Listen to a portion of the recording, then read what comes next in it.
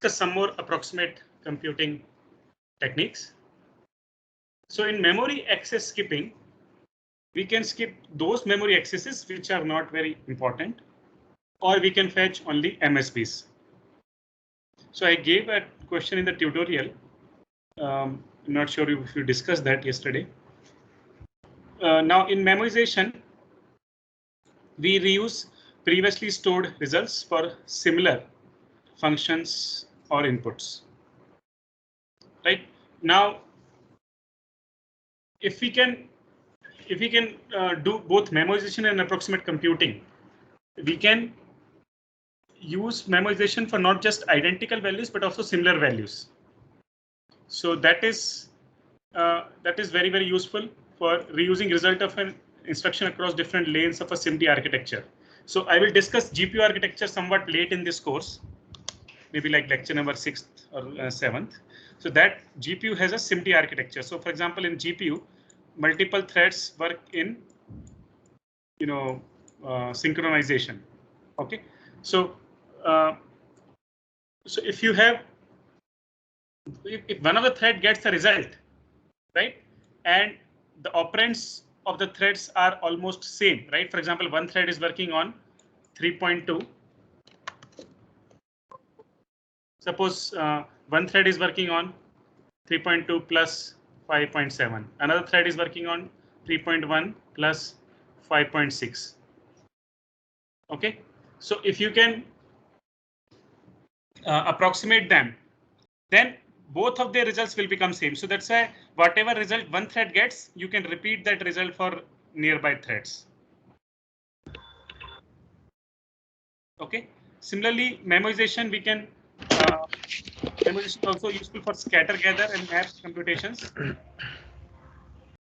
I will discuss those also. So in scatter gather and map computations also we can use memoization. So I will discuss actually scatter and gather so a little later. There I will show you how memoization is very useful. Memoization is approximate memoization is useful for those computation patterns. Now this is I've already mentioned you program versions of different accuracy may be supplied. One uses integer, one uses float. I hope yesterday you must have solved one example where we used float and double. Okay, now here is a reduction pattern. So one of the pattern I mentioned, this map computation pattern, another is scatter gather, and another is reduction. So in the reduction, the key idea of reduction is that if we suppose have an array, we have to do some computation on each element of the array, and then we get the result. Okay. So the whole idea of the word reduction means we are doing any operation on all the array elements. It could be addition. We are, for example, we are adding all the elements, or we are probably multiplying all the elements. Okay. Now in approximate reduction, now you can see this is a serial operation because all of them we will have to read and then do some operation and then get the result. Now in the approximate reduction, we just take some of the elements. We don't take all the elements, but we take some of the elements and then we do reduction on them. And then some adjustment may be required because we have not considered this, and this. So and then we get the answer. So let us take an example. So suppose if you want to find the minimum value of an array. So to find the minimum in exact reduction, you will have to, compare all the elements and then find the minimum value. But if we have suppose uniformly distributed numbers, or if we just make that assumption, even if that is not true, we'll just make that assumption. Then the minimum value within one half of the array is likely to be close to the minimum in another half. That means because here we have just sampled half of the elements, whichever half we have not sampled, we assume that the minimum value in that half is same as the minimum half, the minimum in this half.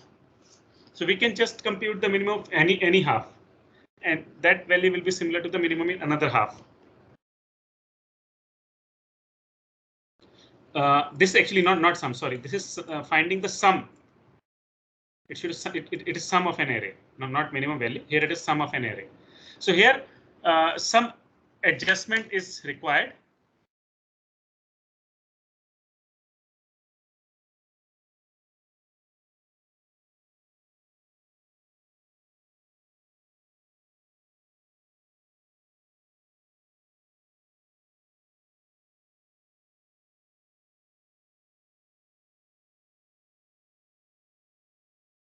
Okay, so here some adjustment is required. The sum of one half array is doubled to obtain the sum of entire array. Okay, so here we assume that the sum of each half of the element is similar. Just a minute.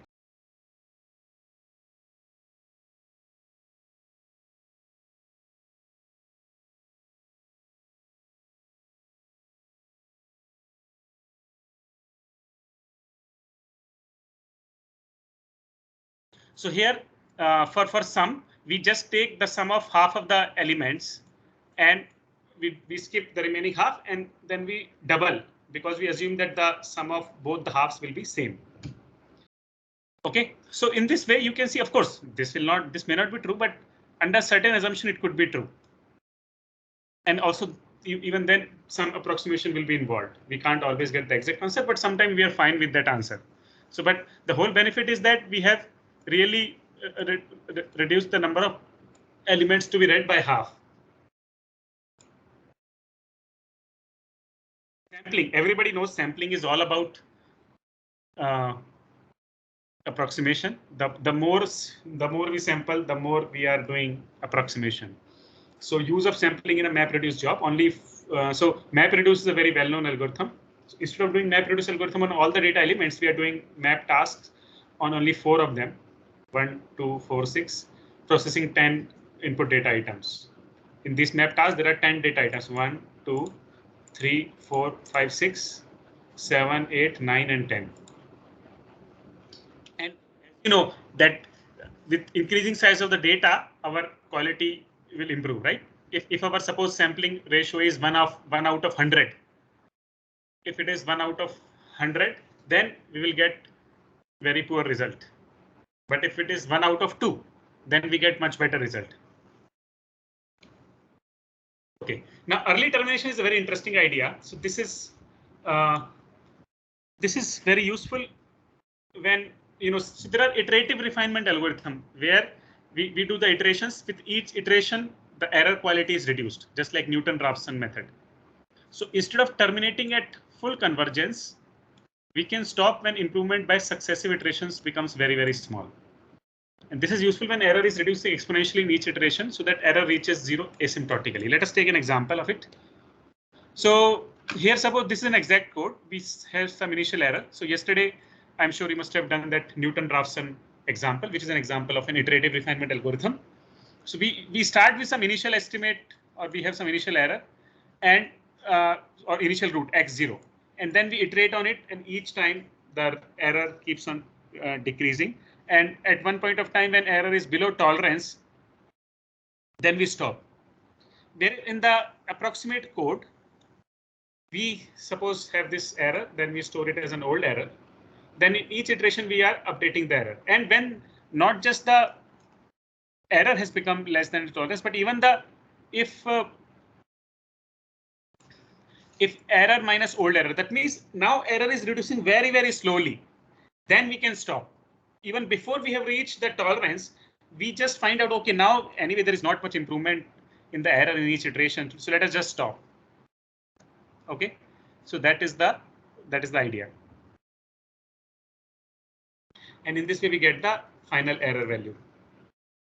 So here is an example. Consider function x cube plus x square minus 2.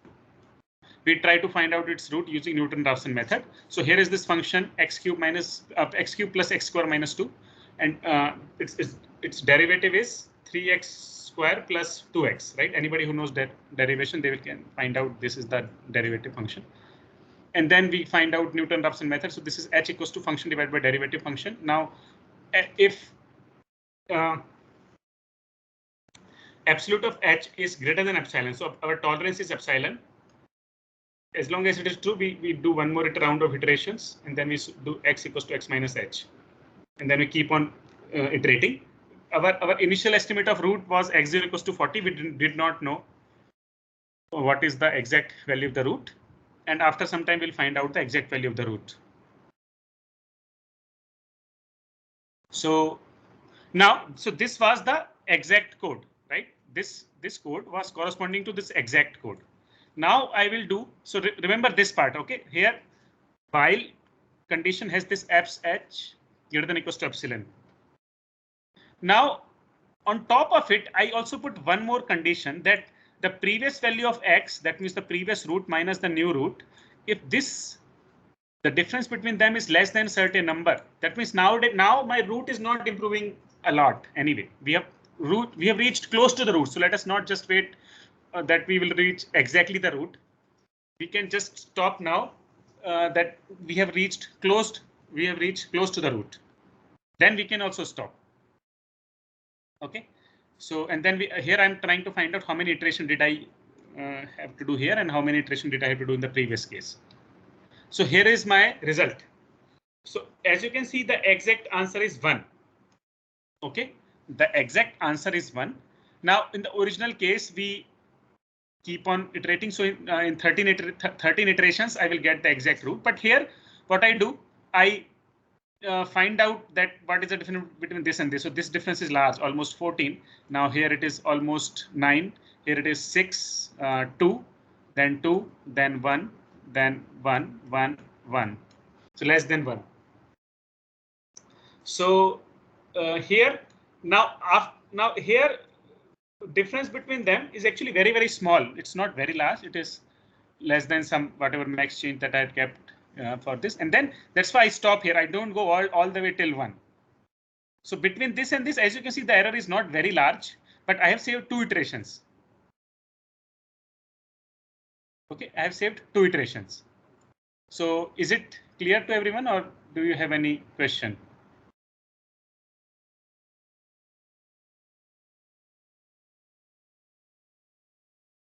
Anyone has any question here?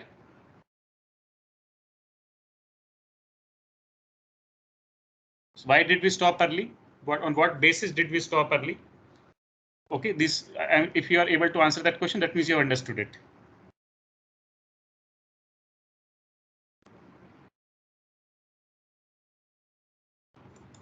Okay, so let us go forward. Now, so the previous early termination was based on the whether our root has converged. Now this convergence based early termination, here this is useful if we have many points who have to, all of which have to converge. So here those tasks for which no change or improvement is seen in last k iterations are eliminated from further iterations. I think, do I have an example of it? Okay, yeah, here let me first discuss an example of it, then I will discuss the next, then I will discuss avoiding atomic operations. So here, so this is an example of k-means clustering. I hope in your machine learning course, you will discuss in full detail about it. In k-means clustering, what we do is that we have, suppose, many points. For example, here we have 1 lakh points. For each point, we will find out what is its correct centroid. Okay, to which centroid is it closest? Now, in each iteration, we'll find out the correct centroid for some point. So here we find out that the full algorithm converges in 37 iterations. I've taken this code, and that means all the 1 lakh point, for all the 1 lakh point, we find out their centroid in 37 iterations. However, if we plot the number of points that have not reached their centroid, so here if you see in probably just 6 or 7 iterations itself, most of the points have reached their centroids. After that, only very few points are such that they have not reached their centroid. So what we can do, we can remove them from iteration. That means once a point has reached a centroid and its centroid will not change for last, suppose 3 or 4 iterations, then we know, okay, it has reached its centroid. Now we don't need to further check whether that point has reached centroid. For example, point number 100, last 3 iterations, its centroid is same. So now we can just exclude it. Now that means it has already reached its final centroid and we don't need to change the centroid. So that's the point. Most points converge early. They can be excluded from future iterations. So that will save a lot of our time and energy. Okay. In avoiding atomic operations, actually, if you don't know parallel programming, it will be little difficult for you. Okay, so I have not discussed an example of it, but in I will discuss one example of it when I come to GPU and CUDA. So in atomic operations, there are some operations called atomic operations which cause conflict and thread serialization. So we can skip those operations. Okay, so and those operations which don't cause conflict, we don't have to leave them. Okay, so that's the whole idea. I don't have an example of it. I will try to include an example in either tutorial or homework. So because actually understanding this will require you that you know at least OpenMP or MP3 or some other programming language, but I don't think you know all that parallel programming language. So I can't discuss the example right now. I will try to create an example and show you. Now, similarly, I'm sure you know that JPEG, MP3, these are all lossy compression algorithms. They don't store the data exactly. There is some loss involved, but usually that loss is invisible to the eye or to the ear. Okay, so in this way, inherently we are doing compression because this audio or video data, it's impossible to store it fully exactly. It will cause a lot of storage space. That's why we store them in compressed format. Okay, next technique is thresholding. So in thresholding, for example, here we have heart pulses in ECG. So here, generally, we know that most information is localized in short time windows. That means whatever information, useful information is there, that doesn't always come. That comes once in a while. At other times, the value is nearly constant. Right? The value is nearly constant. And many other sensors are there which have similar characteristics because they are observing some phenomena which happens very infrequently. Okay, they are storing some phenomena which happens very infrequently. So what we do, here is an idea. We store actual value for just those short time windows. For others, see here, if whether the number is this or this, it doesn't matter because anyway, it's a useless information. It is a noise. So whenever we know that it is a noise or useless information, we just store some filler or some constant value. Only when we know that the data of interest is coming, that means now between this and this, now the data is changing suddenly. Now we know, or we know when the data will come, or when we know that the data is now changing very fast. That means now it is a useful data. Only that time we will store the data. Okay, so sometime we may miss a useful information. For example, we may be a little late. Instead of starting the recording here, we may start the recording here. So that will lead to some loss, but that is okay. That's the whole idea of approximate computing. So thresholding means only when the change in the data is below is above a threshold, then we start recording. Otherwise, we just ignore the data. Okay. Hello, sir. Yes, please. Sir, there's a sudden drop before the rise, the maximum value. There is a sudden drop. Yes, yeah, that is a signal that now we will have useful data coming.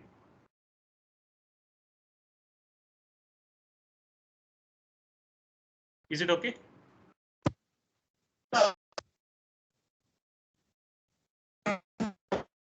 Your voice is not coming.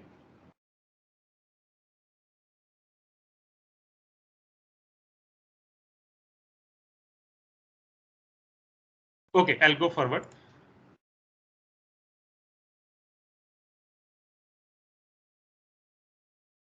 Okay, fusing adjacent threads. So fuse adjacent threads which don't share data into one and replicate one thread's output to other threads. For example, here we are fusing 3 adjacent threads.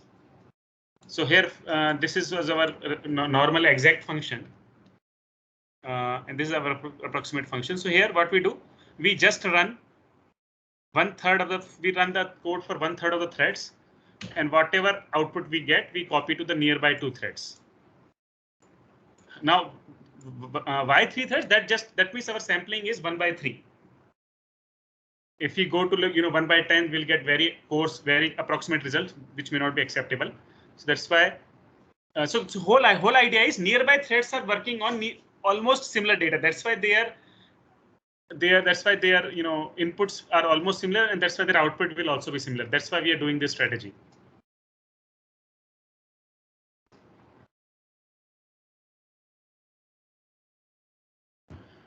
Okay, so here is an example of fusing adjacent threads. So, for example, T0, T1 up to T20, thread number 255.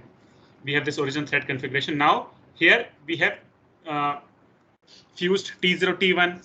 Here we have fused T254, 255. So here we have fused two threads at a time. So here two threads at a time. We are fusing them.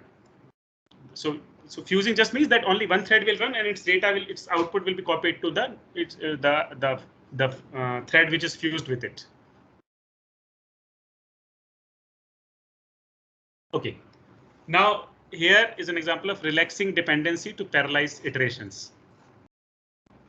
So if subsequent iterations have data dependency, that means when the iteration number 2 depends on iteration number 1 and so on, then these iterations cannot run in parallel. But if we can relax dependency, some iterations can be run in parallel. So here is an example. So for example, here this is the exact version where iteration I plus 1 depends on I plus 2 depends on I plus 1 and so on. So here what we do, we run, for example, suppose k or k plus 1 number of iterations in parallel. That means we have ignored the dependency between this and this. So that dependency we have already ignored, and that is the approximate computing here.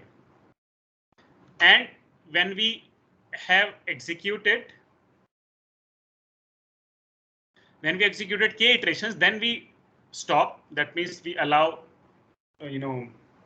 synchronization to happen, or we have barrier synchronization, and then we further execute k or k plus 1 iterations again at the same time.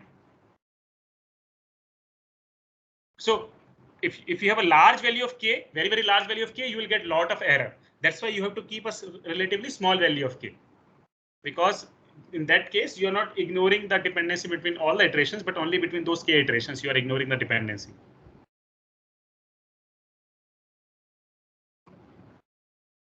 Okay. So here is the code. Previous was the illustration. So here, suppose this is the code for some initialization code. Now here you can see that array I depends on array I minus 1. So here is the dependency. Unless you have computed array I minus 1, you cannot compute array I. So now what we do, we have k equals to 2. That means we are running two iterations simultaneously. So array I depends on array I minus 1. So that is perfectly fine. And here array I plus 1 is also depending on array I minus 1, not at array I. So this is the small change we have done. So this has allowed us to run array I and array I plus 1 simultaneously, because now this and this, they can be computed in parallel. This statement and this statement, that can be executed in parallel because we have ignored the dependency. We have written somewhat incorrect code, but that's okay. That's our approximate computing is. So is it clear? Or for example, suppose we ask Suman. Is it clear, Suman? Sir. Is it clear? Yes, sir. Ashutosh? Yes, sir. Okay. Anupam Sharma, is it clear? Yes, sir. Got this Okay. one. Just had a small other doubt, sir. Yes, please go ahead. Sir, when we are thinking about this data and all, sir, when we are taking this and we are taking some samples out of it, maybe in some of the algorithms, sir. Okay. Is there an effort, sir, made to sequence the data, sir, or arrange it in some fashion? Because if the data is quite random, sir, and we take alternate options or alternate samples of that, won't it be having more error that time? Yeah, you're right. Yeah, so sampling can be done if there are, at least you have some idea about the property of the data. Sure. If the data is totally random, then you sample, then you will get totally wrong result. Yes. Yeah, so some conditions have to be there for approximate computing to work, and that is one of the limitations, that approximate computing is not a universal solution. Yes, sir. Sure. It works in certain situations, it doesn't work in certain situations. Sure. Yeah, that's a very good observation. Sure. Okay, anybody else has a question, or shall we go forward? Okay, I'll go forward. So here you've seen how we have done the approximation. Okay, now in scalable effort design, we make an observation that when we do many tasks, only some tasks are hard. So we don't need to spend equal effort on all the tasks. Okay, spending equal effort on all the tasks is a waste. For example, suppose you have this handwritten digit recognition. So you'll see that some inputs are easy to classify. For example, 906, anybody can see, but these inputs are somewhat more difficult to classify, right? So I hope at least this point you agree. Some images are easy to classify, some images are hard to classify. So what we do for easy to classify input, we can have probably one classifier which doesn't spend a lot of energy. And for hard to classify input, we can have a more complex classifier, right? Which has more accuracy, but also has more complexity, or more, it takes more energy. So that's why if we can have some way to separate these tasks, then we can spend only as much effort as required for each task. Okay, we don't have to spend whole amount, the highest amount of task, highest amount of effort on each task. We can just spend limited amount of effort on each task, as much as it needs. Okay, actually there is someone.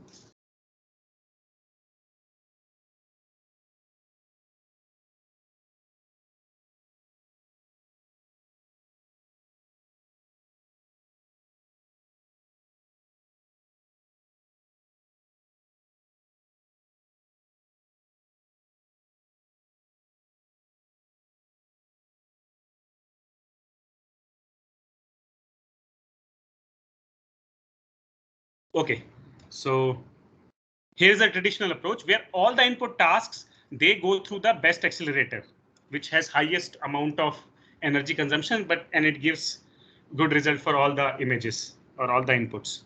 Now here is our approximate approach, where we first try a simple accelerator or simple algorithm, which can do classification of most of the tasks. That means whichever tasks are easy, they can be classified using this simple algorithm or this simple accelerator. Then we check whether how many images could be properly classified through this. If all the images could be classified, then fine. If many images, so whichever images could be classified, you commit them. That means, okay, they are finalized. But many images may not be classified through this simple algorithm. Then we have a slightly more complex algorithm or more complex accelerator and so on. And then we get somewhat more complex accelerator and so on. Finally, there may be some images that are really hard to classify. Only for those images, we will have the full classifier. For example, like K-means. K-means may be good for many images. Only for certain complex images, we need the CNN. Okay. So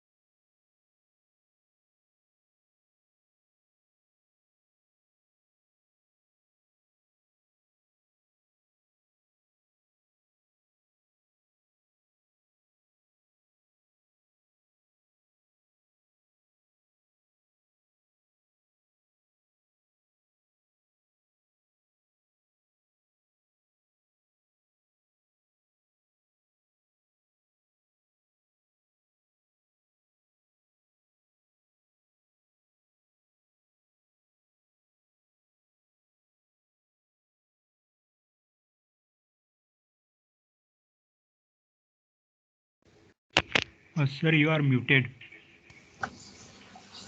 So just a minute, actually, just a minute. Actually, I need to take care of something. Sorry.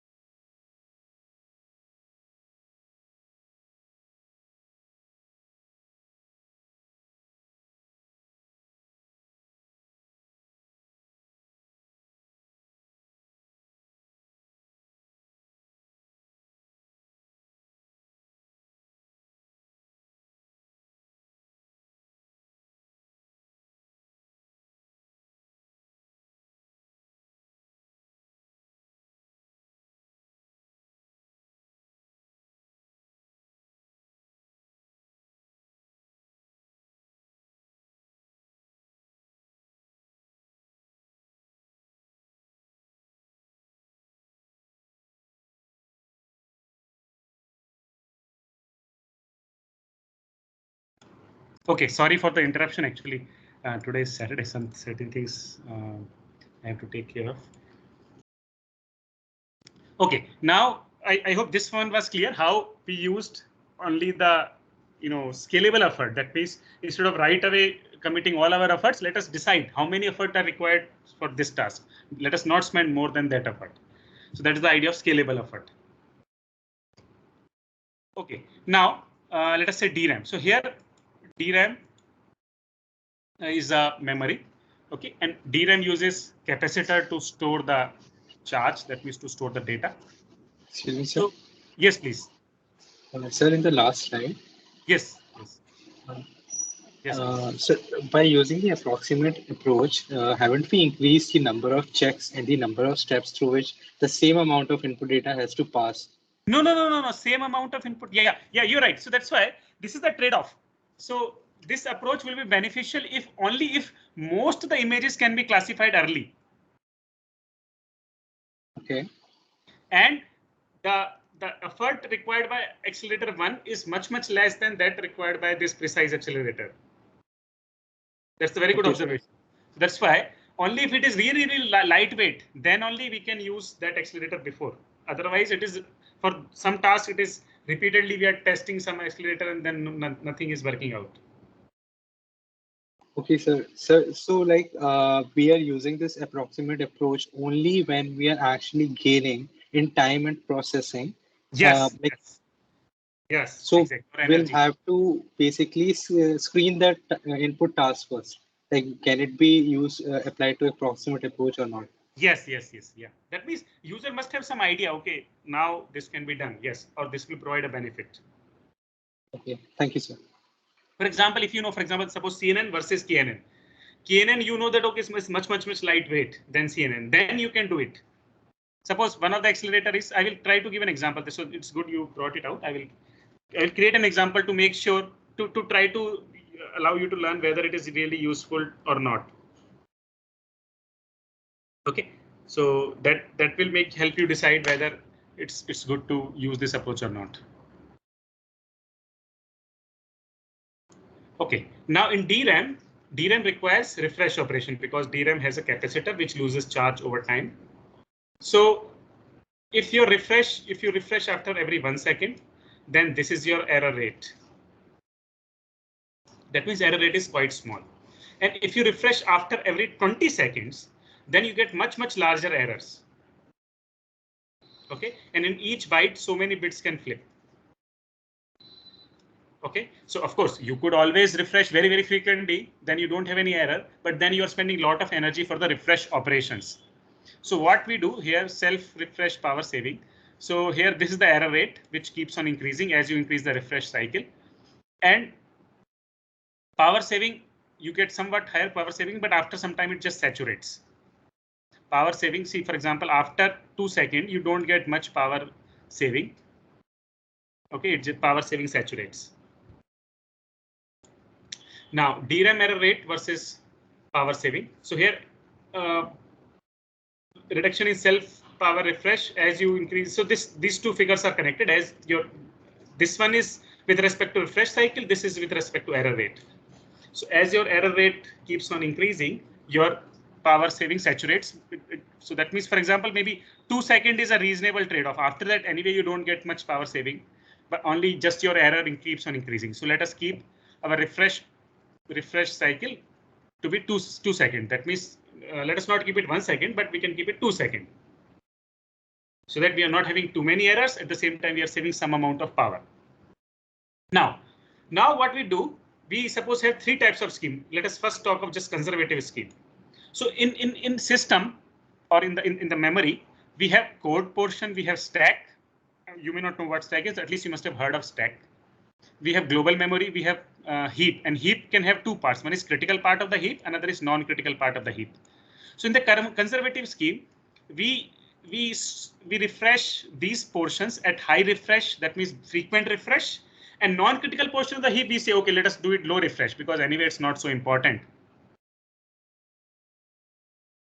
Okay, now in the aggressive scheme, okay, we can here refresh even global data at low refresh. that means global data is also not much important. Okay, let some errors happen in it. I'm fine with. But these code portions, or these portions, or these memory portions, I have to refresh at high frequency. We don't want any error in them. And in the crazy scheme, as the name suggests, only the code portion I will refresh at high frequency. Other portions I will refresh at very low frequency. I'm okay if any error happens. That's what the meaning of this crazy is. So till this point, is it clear to everyone what I'm trying to do here? How? So let me ask, for example, Subham Goswami, can you please tell where is the energy saving coming from in this scheme, DRAM scheme? Which factor is saving energy and which factor is causing error?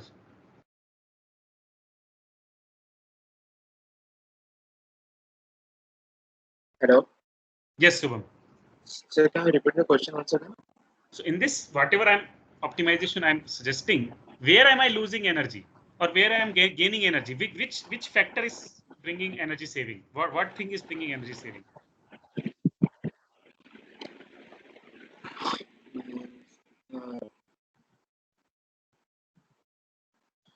It is not clear to me actually.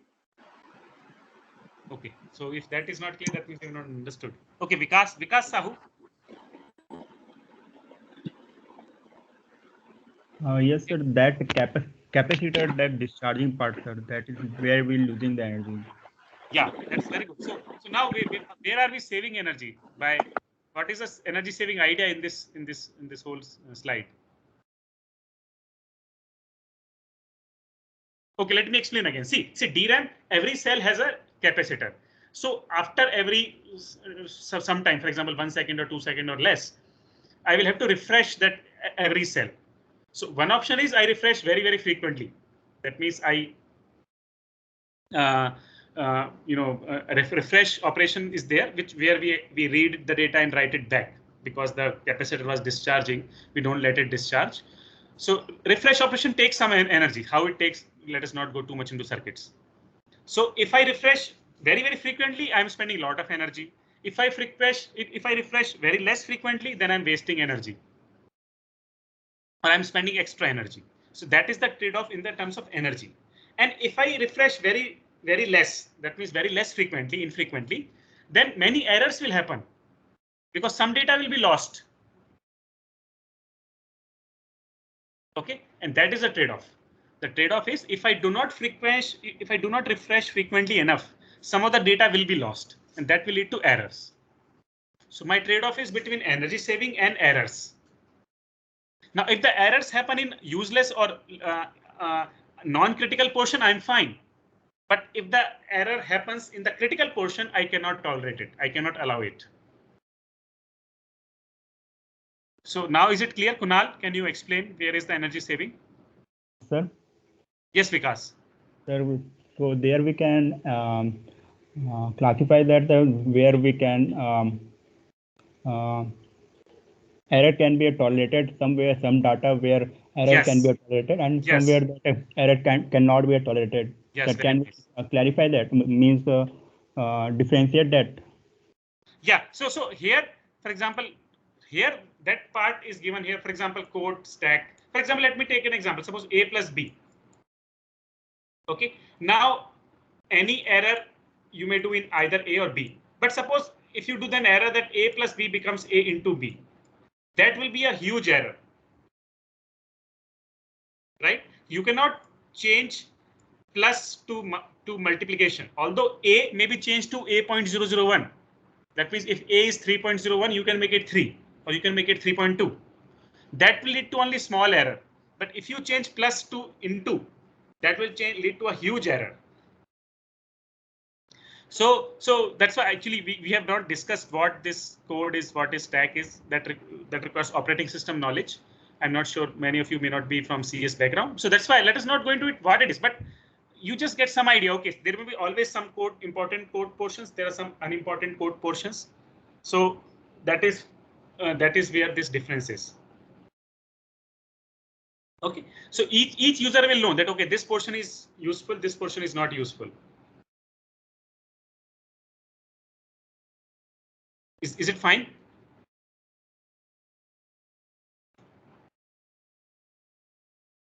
Is it fine, Vikas?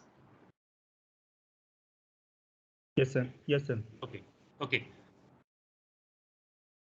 So Kunal, is it fine? Can you explain where are we saving energy?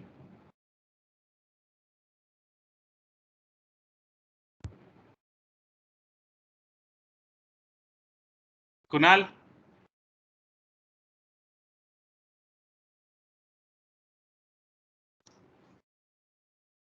Okay, let us go forward. No problem. I think we have discussed enough.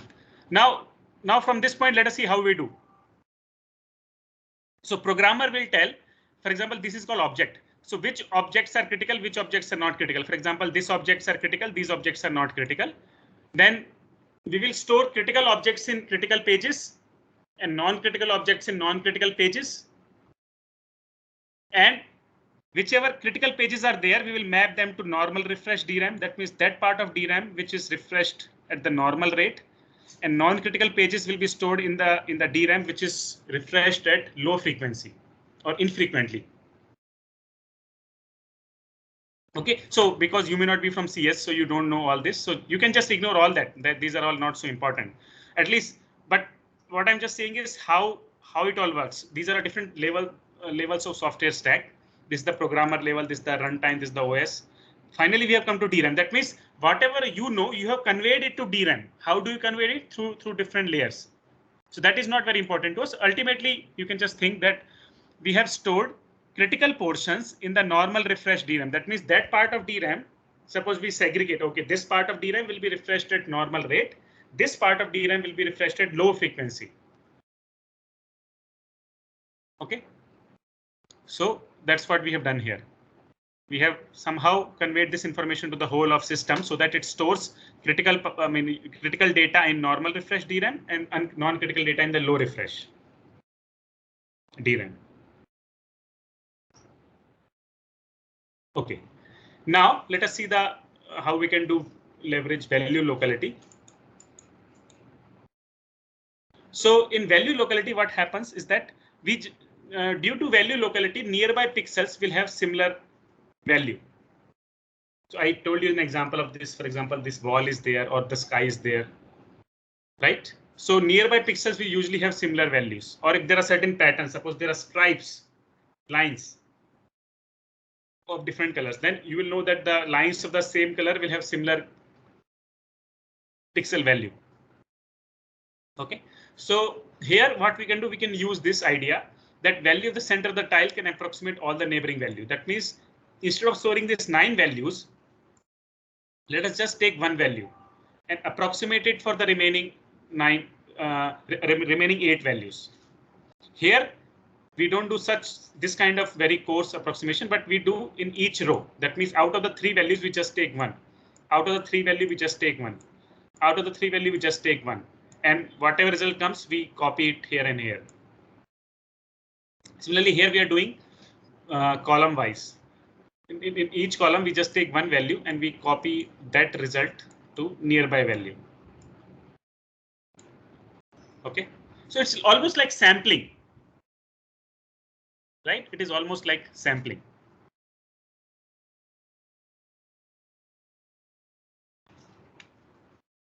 Okay, now I hope this part, at least this example is very simple to understand, right? So I'm sure nobody will have questions on this part, or if you have question, you can ask.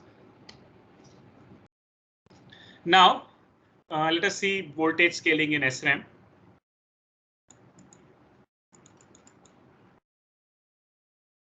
So here, as we go to low and low voltage, so here you see this is the high voltage.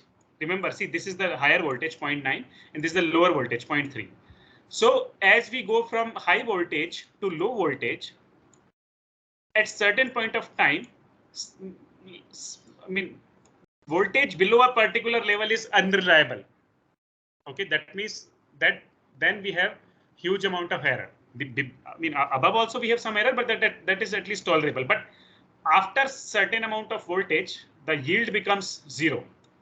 That means yield means all the chips that you make will be faulty for sure. Your entire memory will be faulty below a certain supply voltage. Okay, so that's why what we do, we So that means we cannot go to such a low voltage. But suppose we operate in this range between 0.9 to slightly above 0.7. Suppose we operate in this range. Now some cells will have fault. Not all the cells will have fault. Some blocks, some memory cells will have fault. Okay, so we can store critical data in fault-free blocks and non-critical data in faulty blocks. Suppose we know, okay, that. So here also we can do that. For example, part of the SRAM we operate at high voltage, part of the SRAM we operate at low voltage.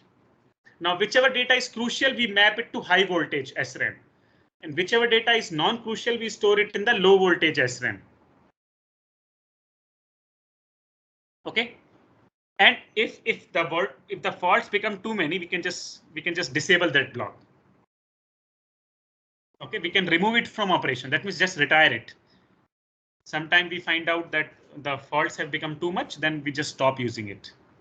So the whole point is we want to work with low voltage, but we can't do too low voltage. That's why we have chosen a compromise. That means certain blocks we will use which will have some error, but we will not store crucial data on that part. Only non-crucial data or non-critical data we can store there so that we can have tolerable number of errors. So is it clear? Gaurav, is it clear? Sir, can you explain the last point, like in the slide? Too many faults in a block, just power gate. So power gating is a strategy. Actually, our EC students will know more about it. Power gating actually means that we just stop using it.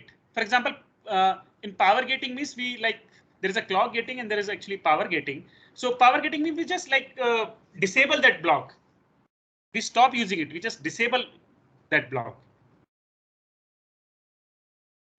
Okay. Okay. So that means like now even there is no even scope of approximate computing also. We just have to throw it, or we just have to discard it or stop using it. Sir, is it based on application, or if whenever the supply voltage exceeds 0.7, there will be too many faults, so will be disabled automatically? Yes. So and actually it also depends on SRAM to SRAM, right? Because it is a matter of probability. Each cell, because actually there is also called process variation, which we have not discussed. But so there are some tests you have to do. That's called built-in cell test, BIST. So if errors happen more than a certain range for a particular SRAM, you now find out that it cannot be used at all. Then you have to discard it. Okay. Right. So it's effect of voltage on each SRAM would be slightly different. So since it's a probabilistic failure of, we can't exactly identify where the failure is going to occur.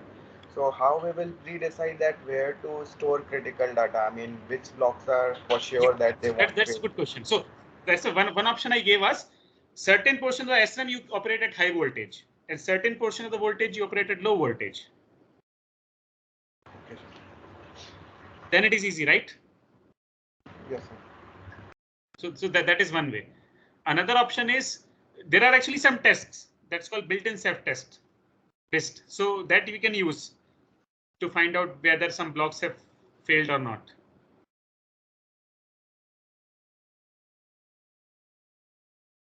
Okay. Okay. So the power gating can also be application defined, so depends on the application what we're using, or it is specific. Yes. No. Actually, power gating is implemented at the circuit level, but yeah, it could be driven by the application. Yes. Right. Yeah, because certain applications may have more requirement of reliability. Yes. Whereas other applications may work with somewhat low reliability also. Right. Yeah, that's correct.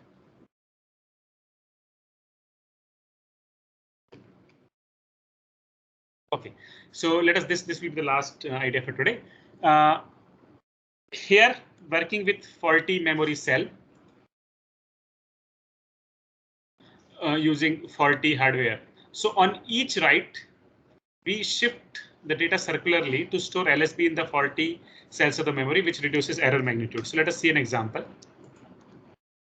So first of all, please see the left part. Suppose we have 32-bit storage Okay, so this is 132-bit storage. This is the last different rows are there. R rows are there. Now in the topmost row, this bit is faulty. The hardware of that bit is faulty. Similarly, in the second row, this bit is faulty. In this row, this bit is faulty. Okay. And in this row, this bit is faulty. So what we do, in each row, we circularly shift the data by different amount. For example, here you can see the first row here. Now you see the right side. We shift the data to this direction just by once for the first row. So now 31st, that means MSB comes here, and the 0 which was here, it comes here circularly. It comes here, and bit shuffling scheme, how much shifting we have done? We have just done one-time shifting. So that's why we are storing 31. So what it indicates is that the MSP is at location 31, not at 32. Similarly, here in the second row, as you can see, the fourth cell from here, that is faulty. So we want LSB to be stored in that cell. So we shift 4 times to this direction. We shift 4 times to this direction so that LSB comes and gets stored here. And now because we shifted 4 times here, so 32 minus 4, we have stored 28 here. Okay. Now in this part, we have 15. So actually this will not be 16. It will be 15. That is a mistake in this figure. So now here we will shift so many times such that LSB comes and gets stored in this part, and MSB is not faulty. So similarly here we will shift here so many times so that now 0 gets stored here, LSB, and MSBs are stored at a different location. So that means in each row we are shifting by different amount of time, by different times, circularly shifting data by different amount. Okay, so here this significance was increasing. That means this was from LSB to MSB. Here it is scrambled significance. That means for some of them MSBs here, some of them MSBs here, some of them MSBs here, and so on. MSB is stored at different locations. So what we have done, we have reduced the error magnitude. We have not removed the error, but we have just made sure that only the insignificant bit, that means the LSB, least significant bit, is stored in the faulty hardware. So as you know, any change in the LSB has very little impact on the value, right? For example, if you have, suppose you have 2 numbers like 1, 1, 1, 1. Okay, suppose this number is there. Now, if I change the LSB, so from 15, this number becomes what? 14. Right? From 15, if I change from 1 to 0, it becomes 14. But if I change the MSB from 15, it becomes 7. So that is a huge change. Right? If I change a number from 15 to 7, it's a huge change. But if I change it from 15 to 4, it's a very small change. So that's why we want that anyway error has happened. It will have some impact. So let us have as low impact as possible. So if you have any question, please ask. Otherwise, I will stop.